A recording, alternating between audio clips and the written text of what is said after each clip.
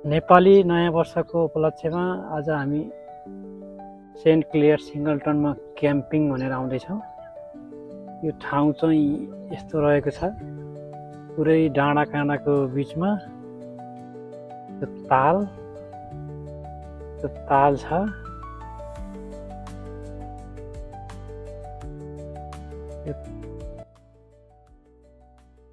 र आजको मौसम चाहिँ अलि खराब छ।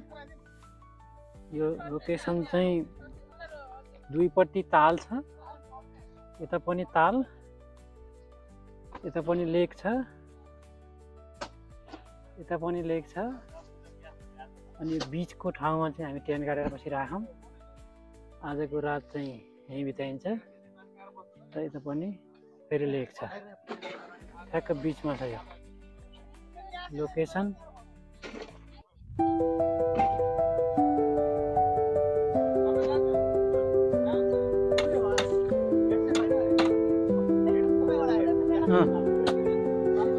रोजिना मैले चाहिँ चक्कुले चाहिँ यहाँ आइस काटिरहेछन्। आजको हेडसेफबाट दुई शब्द के भन्नुहुन्छ होला? हामी यस्तो ब्युटिफुल ठाउँमा छौँ कि हैन, फर्स्ट टाइम क्याम्पिङ एक्सपिरियन्स हो। हामी तर नम्बर 1 अफ एनएसडब्ल्यू मा आइएछ के। वी आर सो ह्यापी हैन। म धन्नै यहाँ भर्खर भेटिएका छौँ हैन। यहाँ अब यसो स्टोभहरू अन हुँदैछन्। अब हामी चट्ट ग्रेभी खाइन्छ अनि एक राउन्ड लाइन्छ है त। अनि पकाएपछि यसो हेरौँला। ल यसरी चटपटे चाहिँ अहिले मजाले हुँदैछ।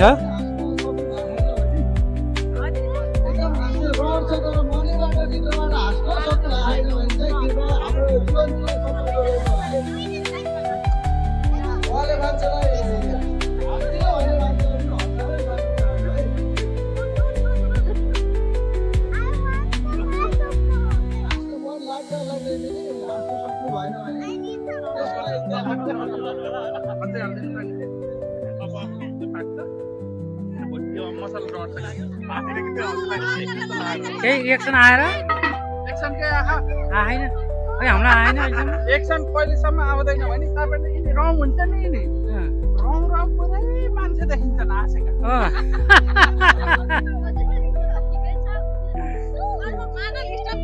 अब चाहिँ केटीहरूको लागि चाहिँ म्युजिकल चेयर प्रोग्राम भइरहेको।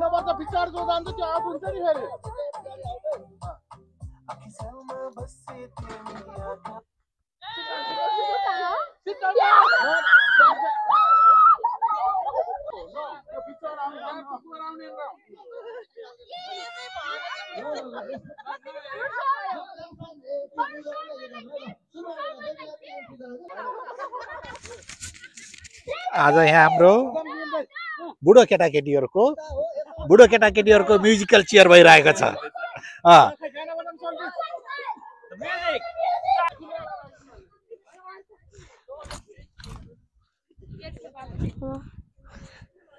Musical says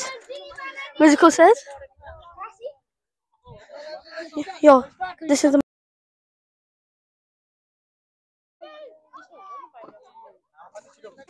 अहिले चाहिँ दिउँसोमा पुरै मासु र भात खाने कार्यक्रम भइरहेछ।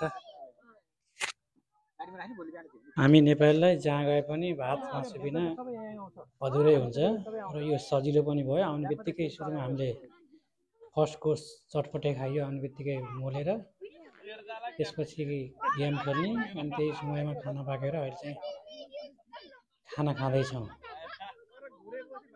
खाना खाँदै इन्जोय गर्छौँ। अहिले हामी यहाँ टेन्टमा बसेर कस्तो छ, कुनै साथीहरूले फोटो पनि लिइरहनु भएको छ आफ्नो टेन्टमा बसेर।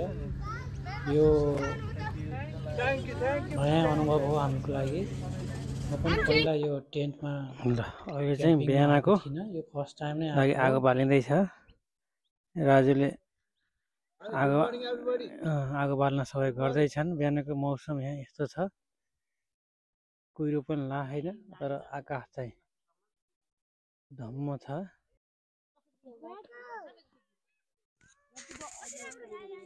रातिको भिडियो खासै लिन सकिएन, त्यस्तै परिस्थिति भयो। क्याम्पिङमा आएपछि त्यही त हो, खाने पिउने रमाउने नै भयो। र बिहान उठ्ने बित्तिकै सबै त्यही ब्रेकफास्टको लागि रेडी गरिँदैछ। मौसम चिसो चिसो आनन्दको छ। पारिलो घाम अनि पारिलो घाममा चिया ब्रेड यसमा ससेज हालेर बच्चाहरूले हामीले त्यही नै खानेकुरो गरियो। एकदमै आनन्दको छ। Good morning everybody. अब नमस्ते। मजा आयो। हामी सेन्ट क्लियर्स लेकमा बिहानको 8 बजेको छ। हाम्रो दोस्रो दिनको क्याम्पिङ अहिले सुरु भइरहेको छ। हाम्रो 7-8 वटा गाडी सबैजना ब्रेकफास्टको लागि बिजी हुनुभएको छ। ल अब यहाँबाट सुरु गरौँ। हाम्रो यो ग्रानी फ्ल्याट 7-8 जना मान्छे अट्ने ग्रानी फ्ल्याट। यो डिफ्रेन्ट खालको टेन्ट छ। यहाँ चाहिँ हाम्रो डिफ्रेन्ट मान्छे सुतिराख्नु भएको छ है। यहाँ ल्याम्सीजी अहिले उहाँ रातभरि नसुतेर बिहानमा सुत्नु भएको छ। उहाँलाई त्यही भएर हामीले सुत्न दिएको पनि छौँ। केटाकेटीहरू उता टाढातिर खेल्न गइरहेका छन्। लेक भ्यू। ल हाम्रो ब्रेकफास्ट आयोजक अनि उहाँको आफ्नो मात्र एक्लो श्रीमती फेरि उहाँ हुनुहुन्छ अहिले।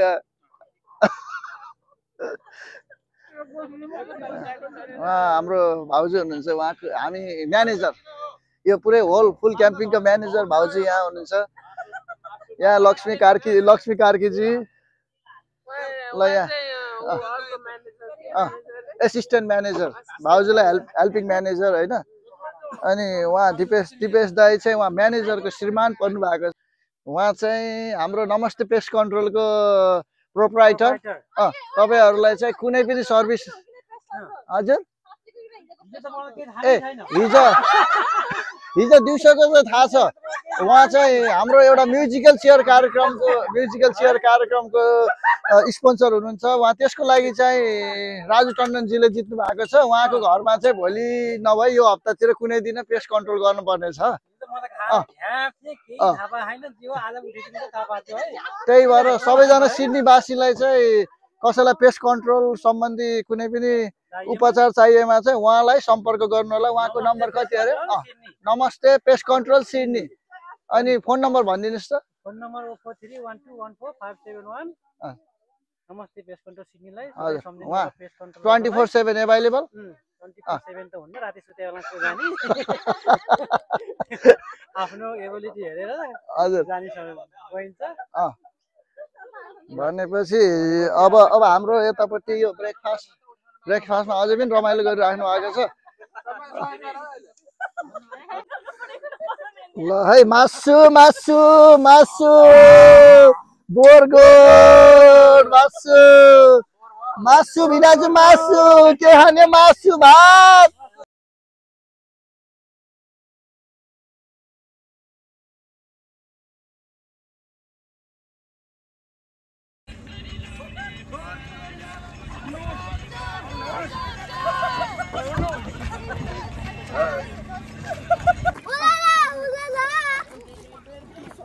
Hello.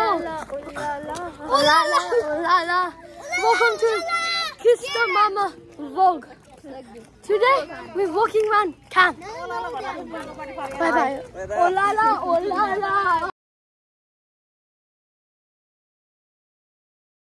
हामी चाहिँ ग्रुपमै आइयो। रमाइलो भयो, साह्रै रमाइलो भयो। हामीले साह्रै इन्जोय गरियो।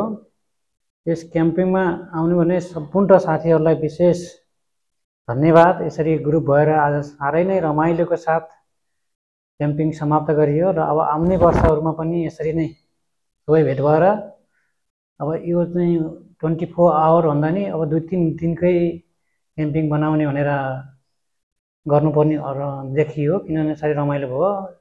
हामी घुम्दै बाटोमा सेन्टर कोस्ट पसेर घर आइयो। सम्पूर्णमा धन्यवाद।